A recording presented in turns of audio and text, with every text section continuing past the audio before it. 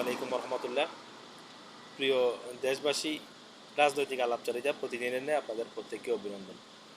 আপনারা যারা এখনও আমার এই চ্যানেলটি সাবস্ক্রাইব করেন নাই, প্রত্যেকে অবশ্যই চ্যানেলটি সাবস্ক্রাইব করে দিবেন। আমি বাংলাদেশের সমসাময়িক বিষয় নিয়ে আলোচনা করে থাকি।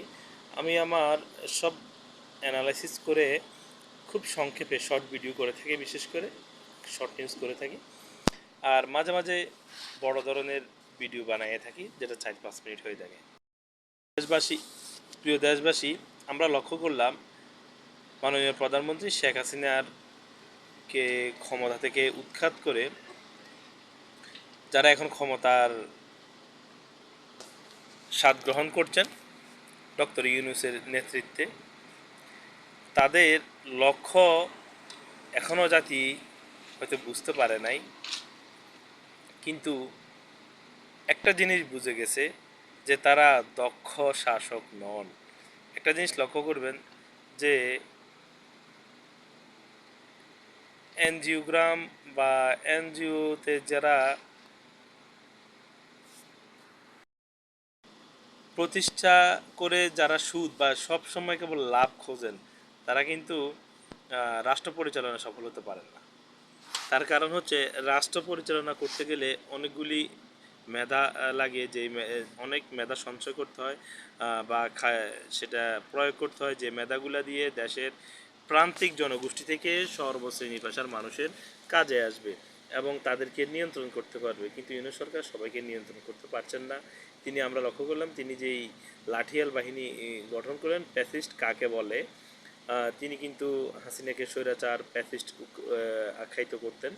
কিন্তু আমরা লক্ষ্য করলাম, হাসিনা যদি প্যাসিস্ট হয়ে থাকে, তাহলে ইউনূস সরকার হচ্ছেন যে প্যাসিস্টের গডফাদার, মানে যার মানে প্যাসিস্টের গ্র্যান্ড ফাদার বলতে পারেন, গ্র্যান্ড মাদার বলতে পারেন।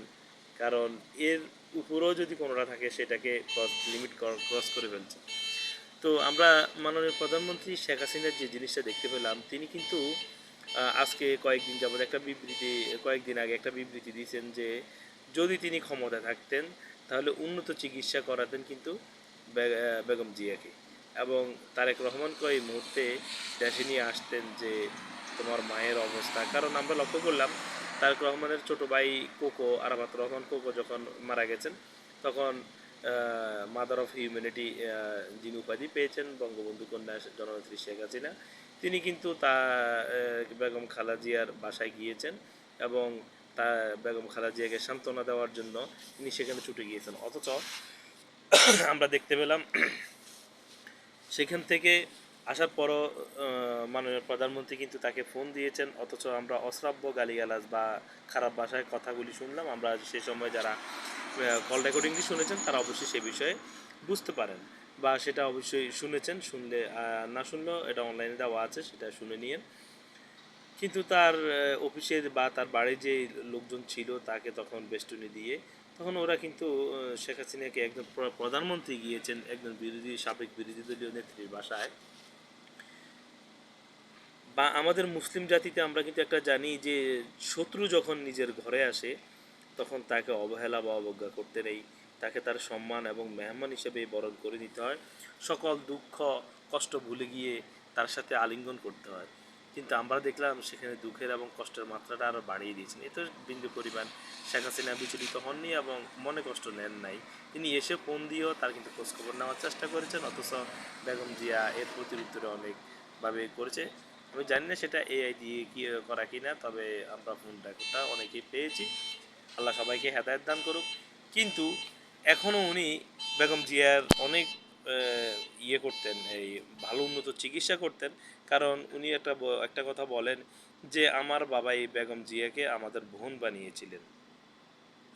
কারণ একসময় যুদ্ধের পরে বেগম জিয়াকে বোন না বানালে নাকি জিয়াউর রহমান তাকে নিতেন না। নিজের মেয়ে না বানাইলে শেখ মুজিবুর রহমান, তাহলে জিয়া তাকে গ্রহণ করতেন না। তো সেজন্যই শেখ হাসিনা বলছেন, খালেদা জিয়া আমাদের, আমরা দুই বোন। খালেদা জিয়া আমার পিতা জীবিত থাকা অবস্থায় খালেদা জিয়াকে আমাদের বোন বোন হিসেবে স্বীকৃতি দিয়ে গেছেন প্রেসিডেন্ট শেখ মুজিবুর রহমান, বাংলাদেশের স্থপতি শেখ মুজিবুর রহমান, বর্তমান প্রাইম মিনিস্টার প্রধানমন্ত্রী শেখ হাসিনার পিতা। তিনি বলছেন যে আমরা এখন ৩ বোন। তা আমার এই বোনের সমস্যা হচ্ছে, এটা তো অবশ্যই আমি ক্ষমতায় থাকতে দেখতাম। তো এখন এরপরেও তিনি দেখলাম যে তার বিভিন্ন ভার্চুয়ালি তার নেতৃবৃন্দদের বা যারা কষ্টে আছেন তার অনুসারীরা, শেখ হাসিনার অনুসারীরা, বা যারা হামলা মামলা মবের শিকার হচ্ছেন তাদের খোঁজখবর নিচ্ছেন এবং প্রতিনিয়ত তিনি কিন্তু সংসদে আসন ভিত্তিক খোঁজখবরটা নিচ্ছেন।